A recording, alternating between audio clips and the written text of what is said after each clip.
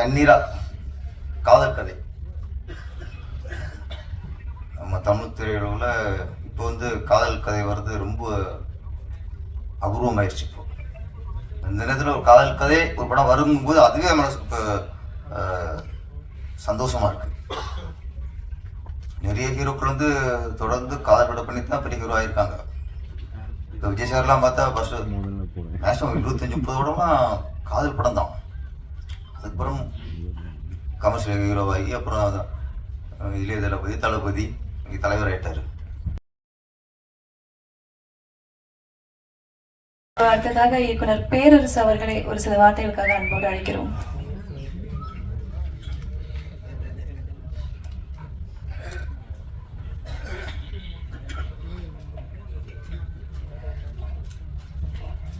அனைவருக்கும் வணக்கம். கண்ணீரா நீரா அப்படிங்கிறது ஒரு பெண்ணோட பெயர். அந்த நீராவை கண்ணுக்குள்ளே கதாநாயகன் வைத்திருக்கிறாரு. அதான் கண்ணீரா. நான் பேசுறது கண்ணீரா அப்படிங்கும்போது நம்ம கண்ணு நீர் சொல்றாங்க இருக்கு. அதை டிவி பார்த்துட்டு இருக்குமே. இது ஒரு டைட்டில் கொஞ்சம் புதுசாக இருக்கு. இதில் நம்மளுக்கு முக்கியமான விஷயம் என்னன்னா, மனைவி கதை எழுதி கணவன் இயக்கியிருக்கிறாரு. அது புது விஷயம். கணவன் இயக்குறதுக்கு ஒத்துக்கிட்டது ஓகே. அவர் கதாநாயகன் நடிக்கிறதுக்கு ஒத்துக்கிட்டாங்க பாருங்க. நிறைய பேருக்கு பயப்படுவாங்க, சினிமா குறுக்க பயப்படுவாங்க. இல்லை இயக்குனராக அனுமதிக்கிறது வேற, கதாநாயகனா வேற அனுமதிச்சிருக்காங்க. இல்லை இங்கேயே இந்த சொன்னீங்களே விட்டு விட்டு கொடுக்குறது இங்கேயே ஆரம்பிச்சு. உங்களுக்கு லைஃப்லேயும் இதுலேயே ஆரம்பிச்சு. என் கதையே இல்லை கௌசல்யா அவங்க பேர். ஆமாம், கௌசல்யா கதையை அவங்களே இயக்கியிருக்கணும். அப்படிங்கும்போது அவங்க இல்லை நீங்கள் இயக்குங்க அப்படின்னு விட்டு கொடுத்துருக்காங்க. ஆமாம், இப்போ அடுத்த செகண்ட் பார்ட். அதான் செகண்ட் பார்ட்டில் இப்போ இவர் விட்டு கொடுத்துட்டாரு. நான் ஃபஸ்ட் படம் நான் இயக்கிட்டேன், ரெண்டாவது படத்தை நீ இயக்கிறேன்ட்டு. இப்போ ஃபஸ்ட் பார்ட் போகும்போது ரெண்டாவது ஒன்று ரெடி ஆயிடுச்சு. இப்போ செகண்ட் பார்ட் போகும்போது மூணாவது ஒன்று ரெடி ஆயிரும்ல. ரொம்ப அவரும் ஆரம்பிக்காரு ரோபசங்கர். என்ன அவர் அதில் செகண்ட் பார்ட் போகும்போது மூணாவது குழந்தையும் ரெடி ஆகிடும்.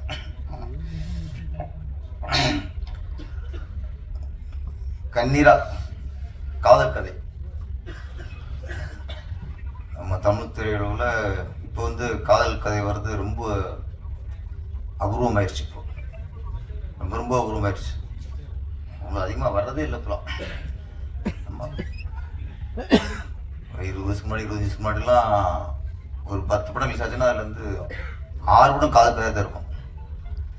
4ல் 1 குடும்ப கதையாக இருக்கும், 1 த்ரில்லராக இருக்கும், 2 அடி கமர்ஷியல் அப்படி இருக்கும். இப்போ 10 படம் ரிலீஸ் ஆச்சுன்னா 10 படமே அடி வெட்டு குத்து, கஞ்சா கடத்தல், கத்தி குத்து, ரேப்பு, பல ஐட்டம் போயிட்டுருக்கு. காதல் கதையே அபூர்வமாக போச்சு. இந்த நேரத்தில் ஒரு காதல் கதை ஒரு படம் வரும்போது அதுவே மனசுக்கு சந்தோஷமா இருக்கு. நிறைய ஹீரோக்கள் தொடர்ந்து காதல் படம் பண்ணி தான் பெரிய ஹீரோ ஆயிருக்காங்க. இப்போ விஜய் சார்லாம் பார்த்தா ஃபர்ஸ்ட் மேக்ஸிமம் 25-30 படம்லாம் காதல் படம் தான். அதுக்கப்புறம் கமர்ஷியல் ஹீரோவாகி அப்புறம் இளைய தளபதி தலைவர் ஆயிட்டாரு. அது மாதிரி அஜித் சாரும் அப்படித்தான். பிகினி அவரும் 20-25 படம் லவ் ஸ்டோரி தான். அதுக்கப்புறம் இப்போ வீரம், விசுவாசம், விடாமுயற்சின்ட்டு வேற ரேஞ்சில் போயிட்டு இருக்காரு. ஆனால் எம்ஜிஆருக்கும் சிவாஜிக்கும் எம்ஜிஆர் சாருக்கும் எவர் கிரீன் படமா அன்பேவா முழுக்கும் லவ் ஸ்டோரி. அது மாதிரி நடிகத்திலும் சிவாஜி கணேசனுக்கு எவர் கிரீன் படமா வசந்த மாளிகை, அது லவ் ஸ்டோரி தான். லவ் ஸ்டோரிலாம் பார்க்கும்போது அது ஒரு ஈர்ப்பு இருக்கும், மனசுக்கு சந்தோஷமா இருக்கும். நம்மளால முடியலைங்கும் போது ஒரு ஹீரோ ஒரு பொண்ணை கட் பண்ணி லவ் பண்ணுறான் போயிட்டு போகிறாங்க போது நமக்கு சந்தோஷமாக இருக்கும். சரி ஓகே, நம்ம நினைக்கிறோம் முடியல, ஒருத்தன் நினச்சிட்டு டியூட் பாடுறான். ஆமாம், இப்போ அதுக்கும் இல்லை. இப்போ நம்ம கச்சா கடத்த நினைக்கிறோம், கொலை பண்ண நினைக்கிறோமா? ஆனால் இதைத்தான் பண்ணிக்கிட்டு இருக்காங்க இப்போ. ஆனால் இந்த நேரத்தில் லவ் ஸ்டோரி, கண்ணீரா லவ் ஸ்டோரிங்கிறது ரொம்ப ஆரோக்கியமான விஷயம். அது முழுக்க முழுக்க மலேசியாவிலேயே படப்பிடிப்பை நடத்தி, நல்ல வேலை ஆடு விஷயம் இங்கே வச்சிங்களே, நீங்கள் அங்கேயே வச்சு அங்கேயே யூஸ் பண்ணிக்கிறாங்க. ஒரு தமிழ் படம் மலேசியா படமாக்கப்பட்டாலும் நம்ம இந்தியாவில் தமிழ்நாட்டில் ரிலீஸ் பண்ணணும்னு நினச்சி அதுக்கு உத்தரா அதை ரிலீஸ் பண்ணுறாங்க. ஆமாம், அவங்களுடைய வாழ்த்துக்கள். இப்போ வாகை புடிச்சதாக இருக்கட்டும், உத்தரா பிரசன் சார் அவர் பேசும்போது இருக்கட்டும், எல்லாரும் ஒரு ஆதங்கத்தை இங்கே வெளிப்படுத்துகிறாங்க. சிறிய படங்கள் தேட்டர் கிடைக்க மாட்டேங்குது, ஆள் வர மாட்டேங்கிறாங்க, படத்தை முடிச்சாலும் ரிலீஸ் பண்ணுறதுக்கு ரொம்ப சிரமமாக இருக்குது. இது வந்து இவங்களுடைய ஆதங்கம் மட்டும் இல்லை, இன்னைக்கு சிறு படங்கள் பண்ணுற எல்லா பிடிச்சிருக்கு இந்த ஆதங்கம் தான். இது எங்கே விட எங்கே தவறு, இதுக்கு என்ன ஒரு முடிவு, ஏகப்பட்ட கேள்வி. நம்ம யாரும் இங்கே குறை சொல்ல முடியல. ஏன்னா இப்போ தேட்டர் தர மாட்டேங்கிறாங்கன்னு தேட்டருக்காரர் குறை சொல்கிறோம். அவங்க என்ன சொல்கிறாங்க, சின்ன படத்தை போட்டால் தேட்டருக்கு ஆள் வர மாட்டேங்கிறாங்க, 10 பேர் 5 பேர் இருக்காங்க அப்படின்னு அவங்க குறை சொல்கிறாங்க. எந்த பக்கம் நியாயம்னு யோசிக்கணும். அது வந்து ரெண்டும் உண்மைதான். சின்ன படங்களுக்கு தேட்டர் கிடைக்கலைங்கிறது உண்மைதான்.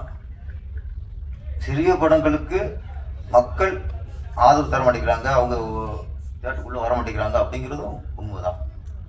ஆனால் ரெண்டுமே குறை தான். திரையுலகுக்கு ரெண்டுமே மிகப்பெரிய ஒரு குறை.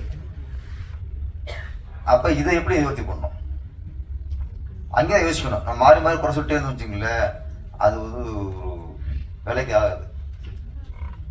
மக்களை தியேட்டருக்குள்ளே கொண்டு வரணும், அதுதான் இன்னைக்கு வேண்டிய விஷயம். அதுக்கு என்ன பண்ணணும், தயாரிப்பாளர்கள் என்ன பண்ணணும், இயக்குநர்கள் நடிகர்கள்லாம். இப்போ இயக்குனராக ஒரு டெக்னீஷியன் தான், படத்தை முடிச்சு கொடுத்துருவாங்க, அவ்வளோதான். அதுக்கப்புறம் ப்ரொடியூசருக்கு தான் சவாலாக இருக்குது. அப்போ ப்ரொடியூசர் தான் இதை யோசிக்கணும், ஏன் வர மாட்டேங்கிறாங்க, என்ன சிக்கல், எதுக்கு உள்ளே வர பயப்படுறாங்க. ரேரா, ஏதாவது ரேரா ஒரு படம் 2 படம் தான் ரேரா ஓடுது. அது கூட சின்ன படமாக இருக்கும், அது பெரிய கம்பெனிக்கு வாங்கி ரிலீஸ் பண்ணுவாங்க. அந்த மாதிரி படங்கள் தான் அவங்க கையில் நிறைய தேட்டர் இருக்கும், அதுதான் போய் கொஞ்சம் ரீச் ஆகுது.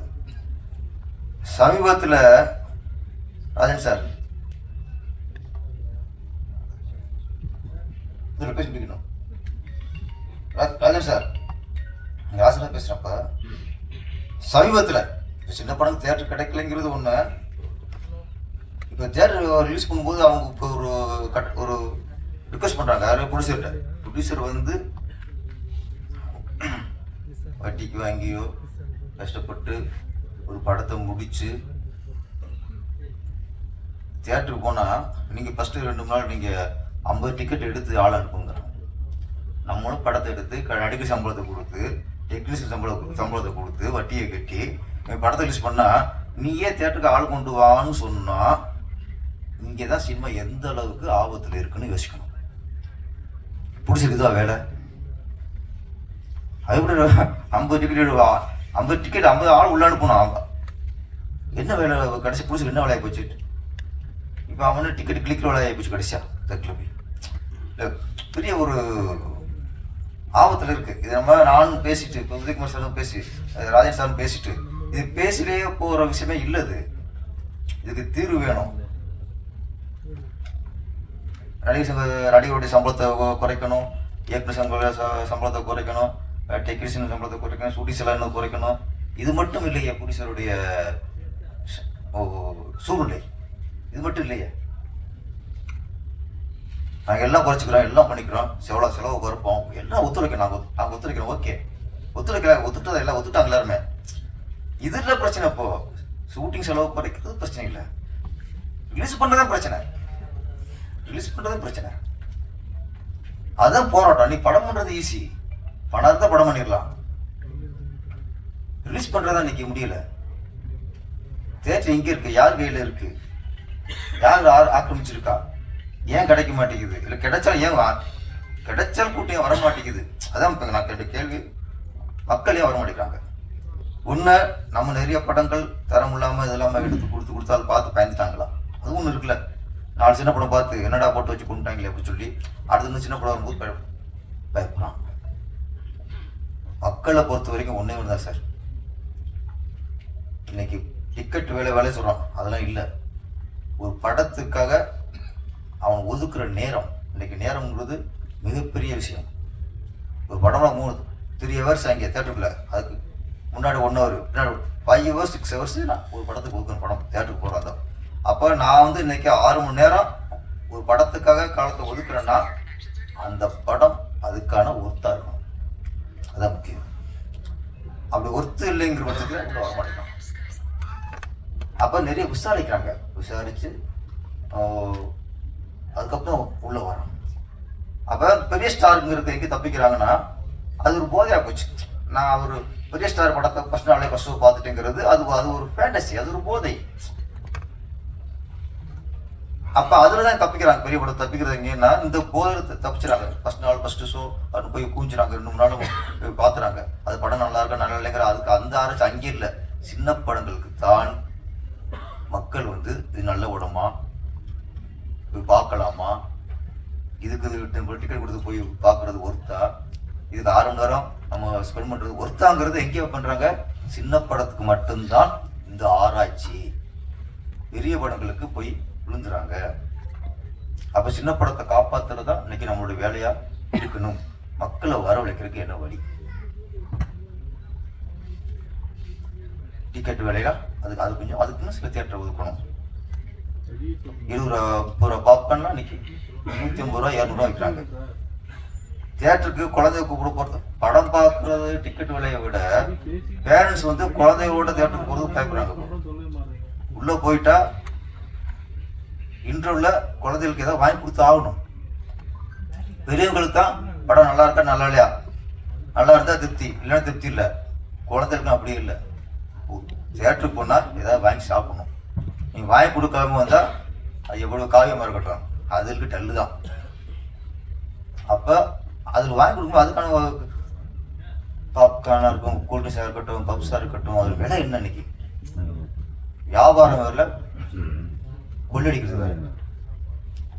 30 ரூபா பொருளை 40 ரூபா 50 ரூபாய்க்கு விற்கிறது வியாபாரம். 30 ரூபா பொருளை 300 ரூபாய்க்கு விற்கிறது கொள்ளை, பகல் கொள்ளை. அப்போ இந்த மாதிரி கொள்ளையை தடுக்கிறது அரசாங்கத்தோட கடமை.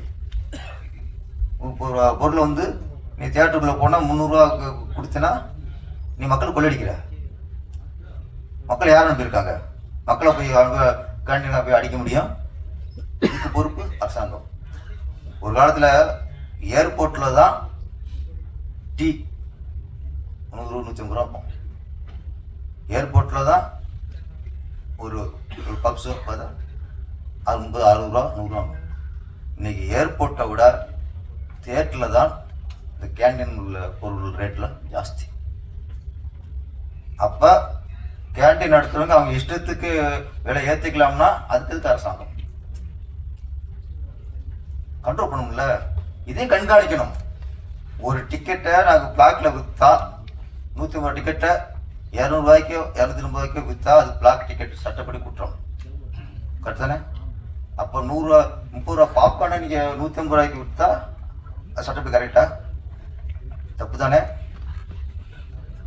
அப்போ ஒரு பொருளுக்கு என்ன நிர்ணயம்? அதுக்கு நீ வெளியில் ரோட்டுகளில் போட்டால் ஒரு 10 ரூபா லாபம் வை, ஒரு கொஞ்சம் ஏசி வச்சா 20 ரூபா லாபம் வை. தேட்டரா மாலை ஒரு 30% வை, 20% 30, அதான் 30 300 ரூபாய்க்கு எங்கே இருக்கு?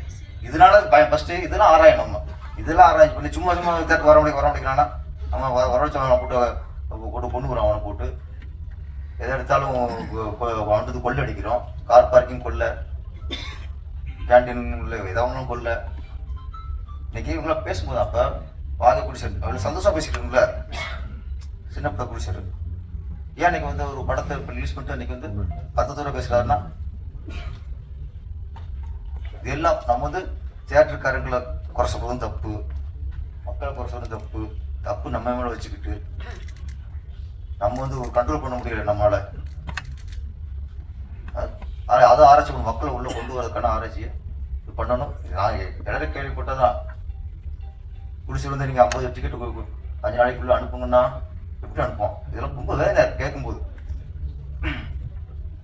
நமக்கு கண்ணீரா வந்து மலேசியா வந்து படத்தை அவர் எடுத்து இங்கே கொண்டு வந்திருக்கிறார். உன்னுடைய ரிலீஸ் ஆகி என்னுடைய லாபம் அடைஞ்சிடும். அதுக்கான உத்ரா பிரச்சனை வந்து அதில் வாங்கியிருக்கு. அவங்க வந்து அணுவும் இருக்காங்க, அணுவும் இருக்காங்க சார். சிலது அணுவும் உள்ளவங்க வாங்கி பண்ணும்போது அவங்க நேரம் தெரியும் எங்கே தேட்டர் பிடிக்கிறது, 6 மணி தேட்டர் பிடிக்கிறது தெரியும். சிலருக்கு எதுவுமே தெரியாமல் மாட்டிக்கிறாங்க. கொஞ்சம் சினிமாவை காப்பாற்றினா மக்கள் உள்ளே வர்றதுக்கான நம்ம முயற்சியை பண்ணுவோம். அதுக்கான நம்ம தயாரிப்புல அதுக்காக யோசிக்கணும், அதுக்காக சிந்திக்கணும் என்ன பண்ணலான்ட்டு. அரசாங்கத்துக்கும் பொறுப்பு இருக்குது. டிக்கெட் ரேட்டும் சரி, எதாக இருந்தாலும் அதை கண்ட்ரோல் பண்ணுற பொறுப்பு அரசாங்கம். எதாவது சரியாக இதெல்லாம் கொஞ்சம் கண்ட்ரோல் பண்ணால் தான் மக்களும் உள்ளே வருவாங்க. கண்ணீரா படம் வெற்றி அடைந்து கண்ணீரா 2வது பார்ட்டு அது சீக்கிரம் முடிச்சிருங்க. ஆமாம், நல்ல ஒரு அதை விட்டு கொடுக்குறது சொன்னீங்க.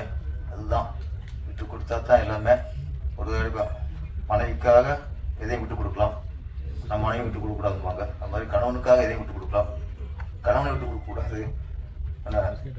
மாதிரி இருந்து உங்கள் லைஃப்பில் நம்ம நல்ல ஒரு மனைவி அமைஞ்சிருக்காங்க. கதை கொடுத்துருக்காங்க. ஃபஸ்ட்டு எதை வேணால் கொடுக்கலாம், கதை கொடுக்க மாட்டாங்க, கதையே கொடுத்துருக்காங்க. ஆனால் உங்கள் சந்தோஷத்துக்கும் என்ன தொடர்ந்து கௌசல்யா மேடம் வந்து கண்ணீரா 1, கண்ணீர் 2 அதுக்கு ஒரு வேறு டைப்பில் 2 முடிச்சுங்க. 3 இங்கே கொஞ்சம் தாங்க மாட்டேங்குது, 2 தாங்க மாட்டேங்குது. இப்போ நிறைய தொடர்ந்து படம் பண்ணணும். அதோட ரிலீஸ் பண்ணுங்க. அந்த படம் மிகப்பெரிய வெற்றியடைய வாழ்த்துக்கள். நன்றி, வணக்கம்.